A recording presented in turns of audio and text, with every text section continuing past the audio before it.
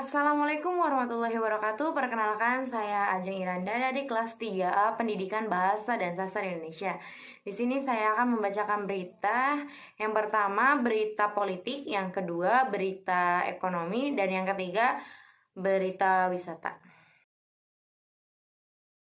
Pemirsa, Presiden Partai Keadilan Sejahtera Ahmad Saico menemui Ketua Umum Partai Golkar Erlangga Hartarto di kantor DPP Partai Golkar Jakarta. Dalam pertemuan ini, kedua elit partai sepakat meninggalkan politik identitas demi persatuan bangsa.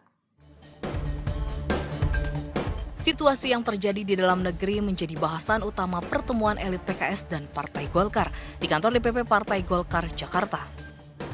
Dalam silaturahmi ini, petinggi kedua partai sepakat mengutamakan politik kebangsaan dalam menghadapi kontestasi politik Indonesia di masa depan. Hal ini menjadi penting mengingat bahaya politik identitas yang bisa mengancam persatuan dan kesatuan bangsa. Kami saling menghargai Partai Golkar di pemerintahan, Partai Keadilan Sejahtera itu berada di luar pemerintah, sehingga kita ke depannya adalah menghargai perbedaan, namun mengutamakan persamaan. Ya, mudah-mudahan apa yang tadi sudah dijelaskan, ini insya Allah akan juga nanti ke depan bisa diimplementasikan untuk memberikan penguatan terhadap kesejahteraan masyarakat dan bangsa Indonesia. Selain itu, PKS dan Golkar juga membahas tragedi kecelakaan KRI Nanggala 402 dan situasi pandemi COVID-19. Gelombang 3 yang terjadi di sejumlah negara termasuk India membuat pemerintah Indonesia harus lebih waspada dalam menghadapi penyebaran virus yang mematikan ini. Tim Liputan iNews melaporkan. Menteri Keuangan Sri Mulyani mengaku perekonomian Indonesia sudah dalam tahap pemulihan. Setelah sempat kontraksi sepanjang tahun lalu, hal itu terlihat dari naiknya indeks PMI yang mencapai 54,6 selama 6 bulan berturut-turut. Menteri Keuangan Sri Mulyani menyampaikan pertumbuhan ekonomi pada kuartal pertama tahun ini semakin membaik meski ada kontraksi minus 0,74%. Akibat kenaikan kasus COVID-19 di awal tahun, kenaikan kasus tersebut berimbas pada pengetatan mobilitas yang berdampak pada konsumsi masyarakat. Meski begitu, pemulihan ekonomi terus menunjukkan tren membaik. Rilis Badan Pusat Statistik per 5 Mei menunjukkan tingkat pengangguran menurun dari 7,07% di Agustus 2020 menjadi 6,26% di Februari 2021. Namun, Sri Mulyani mengingatkan ancaman COVID-19 masih membayangi momentum pemulihan ekonomi negara.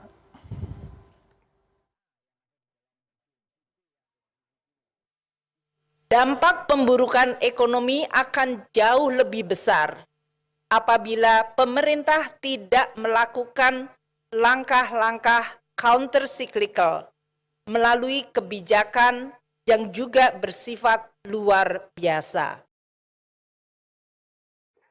Halo, terima kasih Anda masih di CNN Indonesia News Report. Tempat wisata Kota Tua ternyata menjadi salah satu tempat favorit di Jakarta masih Glow untuk berlibur bersama keluarga. Dan hingga pukul 9 pagi tadi tercatat sudah lebih dari 2.500 orang mengunjungi tempat ini. Halaman Taman Fathahillah penuh dengan warna-warni sepeda ontel yang dikendarai oleh para pengunjung wisata Kota Tua. Sepeda ontel ini memang biasa disewakan untuk pengunjung sambil menikmati pemandangan bangunan tua peninggalan Belanda yang bisa dilihat di sekitar halaman Fathahillah. Para pengunjung tidak hanya datang dari Jakarta, tapi juga luar Jakarta untuk berwisata dan juga mengajarkan anak tentang Museum Wayang dan Museum Jakarta.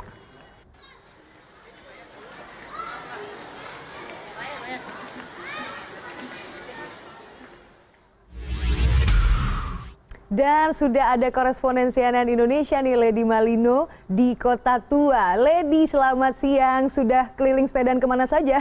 Dan apa saja yang daya tarik wisata yang disajikan oleh pengelola Kota Tua di suasana libur Natal dan juga Tahun Baru ini, Lady?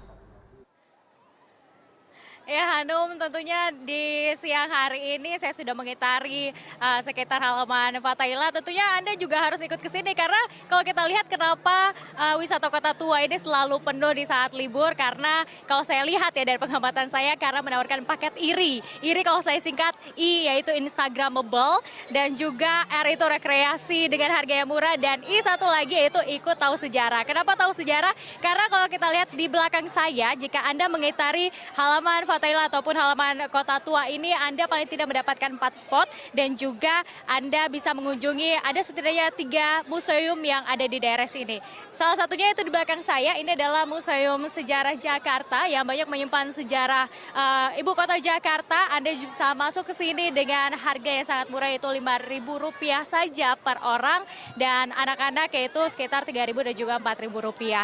Dan kalau kita lihat bangunan tua ini juga dibangun dengan desain ala Belanda, bahkan ini juga dikabarkan mirip dengan bangunan Istana Dam yang ada di kota Belanda. Jadi bagi Anda tidak perlu jauh-jauh ke kota Belanda karena ternyata di Jakarta sendiri memiliki duplikatnya begitu. Kita bergeser sedikit, saya ajak Anda untuk mengitari 360 derajat gedung maksud saya di sekitar Kota Tua. Di belakang saya kalau tadi sudah ada Museum Sejarah Jakarta, saat ini di belakang saya yaitu Museum Wayang yang juga bisa Anda kunjungi. Di dalam museum ini Anda bisa mengunjungi dan juga melihat bagaimana koleksi wayang.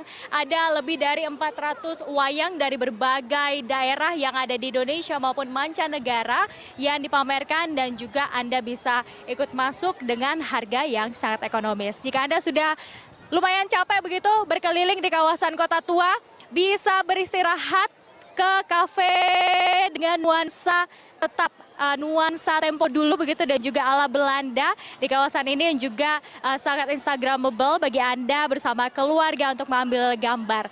Ini satu lagi putaran yang bisa saya tunjukkan kepada Anda. Tadi sudah ada Museum Sejarah Jakarta, Museum Wayang, dan terakhir ini di belakang saya Museum Seni Rupa dan juga Keramik, yang juga menampilkan bahwa di museum ini tidak hanya memiliki tapi juga merawat dan meneliti keramik-keramik yang juga ada di Indonesia dan juga mancanegara.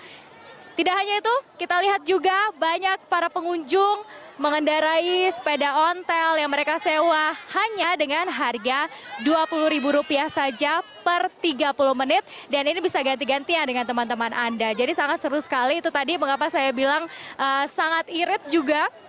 Jadi jika Anda memiliki uang Rp50.000, Anda bisa menyewa sepeda ontel dan juga mengunjungi museum-museum yang ada di sekitar Kota Tua ini. Hanum, tertarik untuk kesini bersama saya?